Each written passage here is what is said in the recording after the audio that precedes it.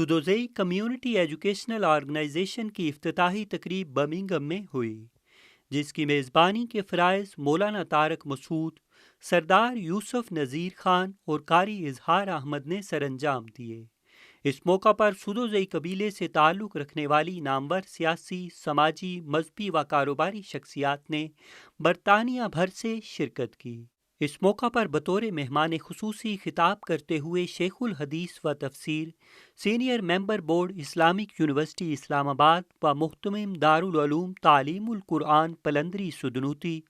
مولانا سعید یوسف خان کا کہنا تھا کہ تارکین وطن پاکستانیوں و کشمیریوں کو چاہیے کہ اپنی اولاد کو اپنے اسلاف، قومی ورثے، مذہبی اقدار اور اخلاقیات سے روشناس کروائیں۔ موت ہمیشہ شخص پر آتی ہے، شخصیت، کردار اور اعمال ہمیشہ زندہ رہتے ہیں۔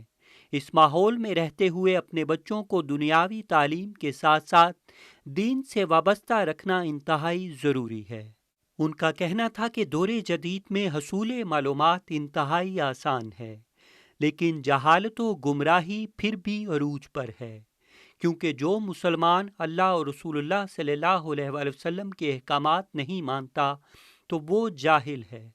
زندگی قرآن و سنت کے سائے تلے بسر کرنا ہی دنیا و آخرت کی کامیابی کی ضمانت ہے۔ میں اپنی یوتھ کو اور اپنے دوستوں کو یہی پیغام دوں گا کہ دنیا میں اخلاق سے بڑھ کر کوئی اور ہتھیار نہیں ہے جو دلوں کی گہرائیوں میں اترتا ہے، اور اخلاق سختی کا نام نہیں ہے، اخلاق نرمی کا نام ہے۔ اور جب آپ محبت سے، پیار سے اور اپنے آپ کو ایک بہترین مسلمان بن کر دوسرے کے ساتھ برتاؤ کرو گے تو آپ کسی کو دعوت دیں یا نہ دیں، آپ کا اخلاق اور آپ کا کردار یہی دعوت بن جایا کرتا ہے۔ تو لہٰذا ہماری یوتھ اور ہمارے جتنے دوست اس ملک میں رہتے ہیں، ان کو چاہیے کہ وہ اپنے قول سے، فعل سے، عمل سے دوسروں کے لیے آئیڈیل بنے، دوسروں کے لیے نمونہ بنے، نہ کہ دوسروں کی پریشانی کا ذریعہ بنے۔ اللہ رب العزت ہمیں اور ہمارے بچوں کو، ہمارے دوستوں کو رابطوں کی زندگی اور ضابطے کی زندگی کا اپنے بڑوں کے ساتھ رابطے میں رہیں، اور پھر ان کے بتائے ہوئے ضابطے کو بنیاد بنا کر زندگی گزاریں۔ تو اسے کہتے ہیں ضابطے کی زندگی اور رابطے کی زندگی۔ یہ اگر کریں گے تو انشاءاللہ العزیز پھر اللہ بہار دیں گے، پھر اللہ قرار دیں گے، پھر اللہ ہر طرح کی عزتوں سے نوازیں گے۔ آپ سب کی محبتوں کا بہت شکریہ۔ آج کا جو ہم نے یہ پروگرام جس کا انعقاد ہوا ہے، اس میں خصوصاً ہم نے جو ہے نا وہ ٹارگٹ کرنے کی کوشش کی ہے نوجوانوں کو،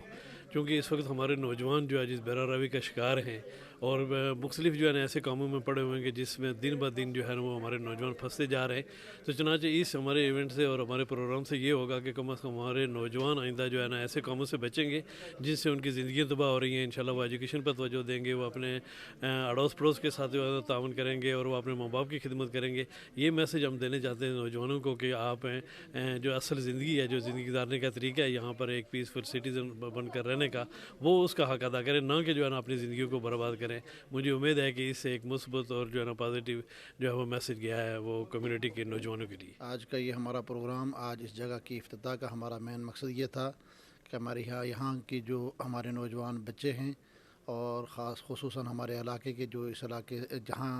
جس جگہ پہ ہم رہتے ہیں یہاں پر وہ آ کے رہتے ہیں، ان کو اکٹھے کرنا، ان کو اپنی دینی مذہبی پروگرامات کے اندر شامل کرنا، اور اس سے بھی زیادہ بہتر یہ ہے کہ وہ اس ملک کے اندر رہتے ہوئے کسی ایسی سرگرمی کے اندر ملوث نہ ہوں جو ملک کے لیے، جو قوم کے لیے، جو علاقے کے لیے بدنامی اور بے عزتی کا سبب بنے۔ اس کے لیے الحمدللہ ہم سر توڑ کوشش کر رہے ہیں۔ ہمارے بچے اس ملک کے اندر اس مستقبل کے معمار، اس ملک کے لیے، اس ملک میں بہترین معمار بنیں، اور اس اپنی قوم کی خدمت کریں، اور اپنے علاقے کی خدمت کریں، اس ملک کی خدمت کریں۔ میری تمام اپنی جو آنے والی جنریشن اور یہ جو موجودہ جنریشن ہے، ان سے یہ گزارش ہے کہ اپنے اخلاق کو بلند رکھیں، اور اپنا جو بیک ہوم ہے اس کے ساتھ رابطے میں رہیں، اپنے بڑوں کا احترام کریں، تو تبھی آپ کو دنیا میں بھی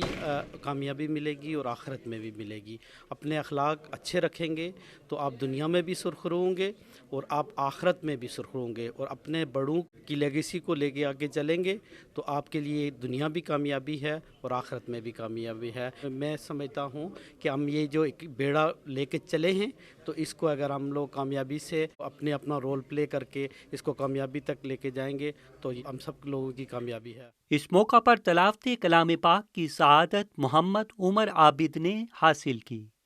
جبکہ عالمی مبلغ اسلام مفتی خالد محمود، مولانا منظور الزمان خان، صدر سودن ایجوکیشنل کانفرنس برطانیہ ڈاکٹر شوکت علی، سردار آفتاب خان، اعجاز شریف، عابد خان اور دیگر نے بھی کمیونٹی خدمات اور اولاد کی تعلیم و تربیت کے حوالہ سے اپنے جذبات کا اظہار کیا. SM عرفان طاہر،